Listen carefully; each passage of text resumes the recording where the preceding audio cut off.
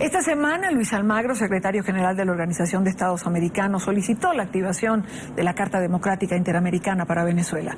Esta decisión llega luego de que en numerosas ocasiones el funcionario se refiriera a la crisis por la que atraviesa Venezuela.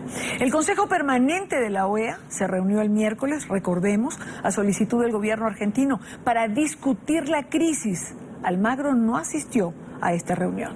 NTN 24, con los protagonistas de la noticia, Diana Castañeda, una de nuestras periodistas en Washington, pudo conversar hace unos minutos con el secretario general del organismo. Diana. Hola, ¿qué tal? Los saludo desde el Salón de las Américas, en la sede de la Organización de Estados Americanos en Washington. Me encuentro en compañía del secretario general de la OEA, Luis Almagro. Secretario, gracias por esta entrevista. Encantado de estar con ustedes. Secretario, esta semana vimos en esta audiencia extraordinaria sobre la situación de Venezuela que varios países, los miembros de la Organización de Estados Americanos, emitieron esta declaración en donde básicamente hacen un llamado al diálogo abierto entre el gobierno de Venezuela y los otros sectores de la sociedad civil. Quería preguntarle si usted quedó contento con este resultado de esta declaración, sobre todo también si considera que existen las condiciones para un diálogo confiable al interior de Venezuela. Definitivamente para nosotros es un paso que tiene aspectos positivos. Abordar el tema Venezuela y darle un contexto de crisis y de situación penosa desde el punto de vista humanitario, así como las dificultades que tiene la democracia hoy para funcionar en Venezuela, es un primer paso muy importante porque hasta ahora se había negado esa realidad y se había negado esa posibilidad. De hecho, esa realidad se había negado muy poco tiempo atrás cuando la visita de la canciller Delcy Rodríguez. Si uno analiza el efecto evolutivo que tuvo, porque se arrancó desde un párrafo muy abstracto que prácticamente no tenía ningún elemento, a otro documento en el cual se incorporan diferentes elementos, como por ejemplo en el último párrafo se apoya el proceso constitucional, que se refiere obviamente al referéndum revocatorio, deja abierta la posibilidad de la aplicación de la Carta Democrática, hace un llamado al respeto de los derechos humanos. Son pasos hacia adelante, son pasos en la buena dirección. Todavía no se terminaron de abordar definitivamente los temas que hacen a Venezuela y a los problemas reales que tiene Venezuela hoy. El desequilibrio entre los poderes del Estado, el legislativo y el ejecutivo, y la incapacidad que ha habido para promulgar una sola ley desde la instalación de la nueva Asamblea Nacional, lo cual implica definitivamente la intencionalidad y mucho más de poner el pie encima de la Asamblea Nacional. Una cooptación del Poder Judicial, una situación humanitaria penosa, no haber asumido la fecha para este año del referéndum revocatorio y decirlo con nombre y apellido. Instrumentos necesarios para la lucha contra la corrupción de uno de los países hoy, Venezuela, más corruptos del mundo y definitivamente el más corrupto de Latinoamérica. Entonces queda mucho por hacer y si usted lo ve en el contexto del documento que presentamos, definitivamente queda mucho por hacer, pero se avanzó. El diálogo por sí mismo no es un instrumento que sirva o que no sirva. Al diálogo hay que darle contenido, no sentarse a conversar. El diálogo tiene que tener bases y principios fundamentales sobre los cuales implementarse y la confianza de las partes. Un diálogo en el cual no haya liberación de los presos políticos, no haya fecha para el revocatorio, no tiene sentido hacerlo. Diálogo por sentarse a conversar o diálogo en el sentido de lograr consensos. Consenso también se logró para el Pacto de Múnich y fue algo absolutamente deshonroso para Europa y fue negar una realidad que vivía Europa en ese momento. Entonces hoy tenemos que asumir la realidad que vive Venezuela en ese momento e implementar soluciones al respecto. ¿Usted considera o mejor confía en que los países tomen una posición más clara en el Consejo Permanente al cual usted convocó, digamos, invocando el artículo 20 de la Carta Democrática? Sobre todo porque, como usted lo menciona, en el informe que entregaron sobre Venezuela se ve que hay una violación permanente a la Constitución. Estas son decisiones que toman los países y los países van a tener que decidir. ¿Les parece bien que haya presos políticos en Venezuela o no les parece bien? Tienen que tomar una posición sobre esa. ¿Les parece bien la situación de la Asamblea Nacional en Venezuela hoy y querrían eso para el Poder Legislativo de su país o no? ¿Qué es lo que prefieren? Entonces, ¿quieren asumir un compromiso para crear un canal humanitario para resolver la crisis en materia de alimentos y medicamentos que tiene Venezuela o no? ¿Quieren una fecha para el revocatorio, para reafirmación de la democracia y para darle, de acuerdo a lo que marca la Constitución venezolana, la posibilidad al pueblo de elegir o no?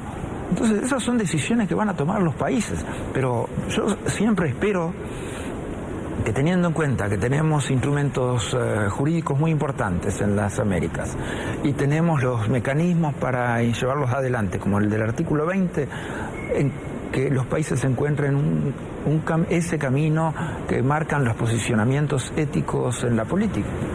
Secretario, las Fuerzas Armadas de Venezuela, en una carta firmada por el Ministerio de Defensa, muestran que estas acciones que usted está llevando a cabo aquí al interior de la Organización de Estados Americanos significan para ellos una violación a la soberanía. ¿Cómo interpreta usted este comunicado?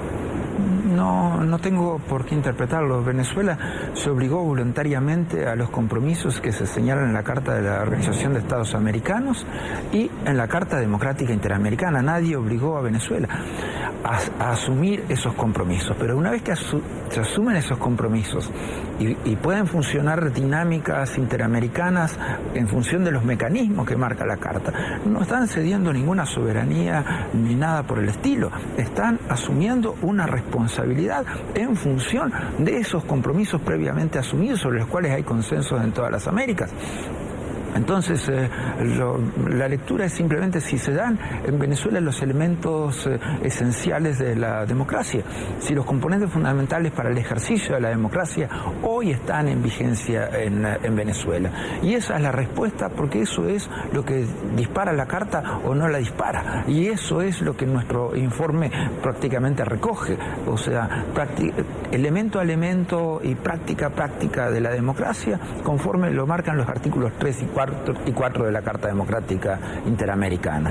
Secretario, quienes hemos estado acá siguiendo estas audiencias, esta discusión al interior de la OEA de comienzo a fin, hemos visto un cambio muy drástico en la posición del gobierno de Argentina, que veíamos en la campaña del ahora presidente Macri, que tenía una posición más fuerte frente a la crisis que ocurría en Venezuela, y ahora vemos que en esta audiencia mostró una posición diferente. ¿Cómo le ha parecido a usted este cambio, digámoslo, en el curso de la posición de Argentina? Yo no he visto al presidente Macri cambiar de posición, y no lo he visto referirse a este tema de una manera diferente a como lo hizo en la campaña electoral.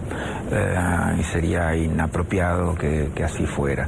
Pero los posicionamientos diplomáticos de Argentina en el último Consejo Permanente a veces dependen de dinámicas y funcionamientos que pueden tener la propia diplomacia. No los voy a analizar. Sé que la Argentina tiene un posicionamiento de principio en función de lo que señaló su presidente en reiteradas ocasiones, y sobre esa base es que nos afirmamos.